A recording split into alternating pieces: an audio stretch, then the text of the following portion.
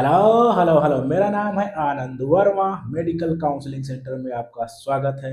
मैं हूँ एक मेडिकल कैरियर काउंसलर। बात कर लेते हैं, क्या क्वालिफाइंग परसेंटाइल घटेगा? बहुत ज़्यादा मैसेजेस एंड क्वेश्चंस अभी भी मेरे से पूछे जा रहे हैं। देखो, अभी बहुत ज़्यादा बिजी काउंसलिंग शेड्यूल है क्योंकि काउंसलिंग पीक पे है।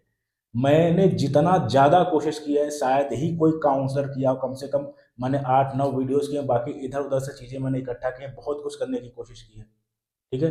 तो मेरे से ज़्यादा तो शायद ही किसी ने आपको सपोर्ट किया हो डिक्रीज़िंग क्वालिफाइंग परसेंटाइल। मैं आपको बता रहा हूँ, आपका क्वालिफाइंग परसेंटाइल बिल्कुल घटेगा। कब घटेगा?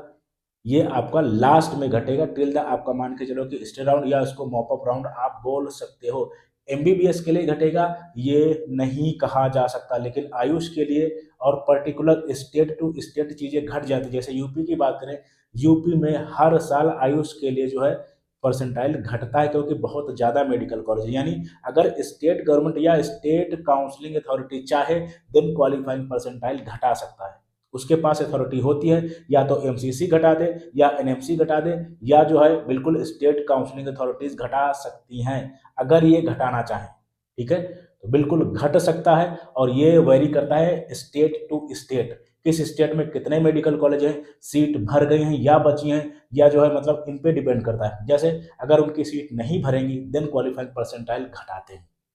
और ट्रेंड की अगर बात करें, क्वालिफाइंग परसेंटाइल बहुत ज़्यादा है। इससे पहले भी बहुत टफ पेपर भी आया है। जैसे नीट 2025 की बात करें, तब भी इतना हाई क्वालिफाइंग परसेंटाइल और इतना लो क्वालिफाइंग परसेंटाइल नहीं रहा है। मतलब कहने का मतलब है, इससे पहले बहुत ज़्यादा टफ पेपर भी आए हैं, बहुत ज़्यादा सिंपल पेपर भी आए हैं नीट की हिस्ट्री में, लेकिन इतना हाई क्वालिफाइंग परसेंटाइल कभी नहीं रहा है। बहुत से बच्चे परेशान हैं, बहुत से गार्जियन परेशान हैं जो क्वालिफाई नहीं है। अभी तक ये होता था 120-30 नंबर पे जो है आपका एससी एसटी ओबीसी क्वालिफाई हो जाता था, एंड 140-45 के आसपास आपका जनरल एंड ईडब्ल्यूएस क्वालिफाई हो जाता था। लेकिन इस बार किसी ने नहीं सोचा था और बहुत से बच्चों को पैसा भी फंस गया है, जो काउंसलिंग या जो लोगों ने पहले से अब्रॉड के लिए जो कर रखा था।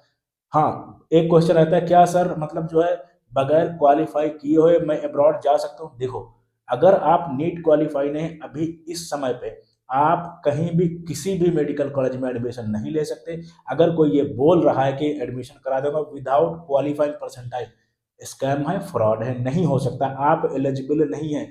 जब तक आप क्वालिफाई नहीं होंगे, आप ना किसी इंडिया के मेडिकल कॉलेज में एमबीबीएस बीडीएस बीएमएस बीएचएमएस किसी भी मेडिकल कॉलेज में एडमिशन नहीं ले सकते, ना ही अब्रॉड में आप एडमिशन ले सकते। जैसे आपका रशिया, चाइना, बांग्लादेश, हमारा नेपाल, ये सब हो गए, नहीं ले सकते। यानी आपके लिए क्वालिफाई होना बहुत ज़्यादा जरूरी है, तभी ये चीज़ें आपके लिए मिलेंगी। फाइनल आंसर मैं दे रहा हूँ कि आपका लास्ट में क्वालिफाइंग परसेंटाइल घट सकता है।